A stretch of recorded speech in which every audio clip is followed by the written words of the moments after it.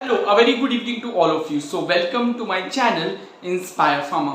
जैसे कि अपनी लास्ट वीडियो में मैंने बताया था कि what are the various conditions जिसमें आप फार्मासिस्ट लाइसेंस को माइग्रेट करवाने के लिए अप्लाई कर सकते हो from the one of the state to the another state. अपनी इस वीडियो में मैं ये बताने वाला हूं कि क्या प्रोसीजर आपको फॉलो करना होता है अगर आप अपने फार्मासिस्ट रजिस्ट्रेशन को एक स्टेट से दूसरे स्टेट में मर्ज करना चाहते हो। It's very important and very interesting to know for the all of the pharmacist जो अपने फार्मासिस्ट रजिस्ट्रेशन को एक स्टेट से दूसरे स्टेट में करवाने में इंटरेस्टेड है।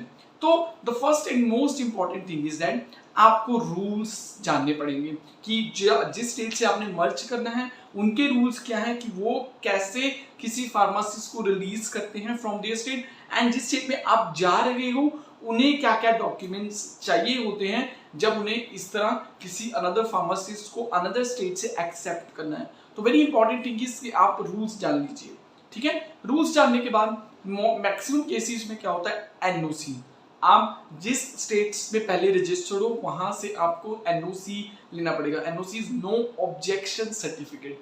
इसका मतलब ये है कि वो शो करेंगे कि हमें कोई प्रॉब्लम नहीं है, हम इस फार्मासिस्ट को यहाँ से अपने रजिस्टर से इनका नाम काट रहे हैं, हमें कोई प्रॉब्लम नहीं है ये अगर किसी दूसरे स्टेट में रजिस्ट्रेशन करवा रहे हैं। बट उसके लिए आपको उन्हें वैलिड प्रूफ देना पड़ेगा, नॉट ओनली दैट स्टेट पर जिस स्टेट में आप जा रहे हो। वैलिड रीजन का मतलब क्या है कि जैसे मैंने पहले ही बताया था कि आपकी सपोज दूसरे स्टेट में फार्मासिस्ट जॉब लग चुकी है, तो you must have that appointment letter, so you have to show that appointment letter.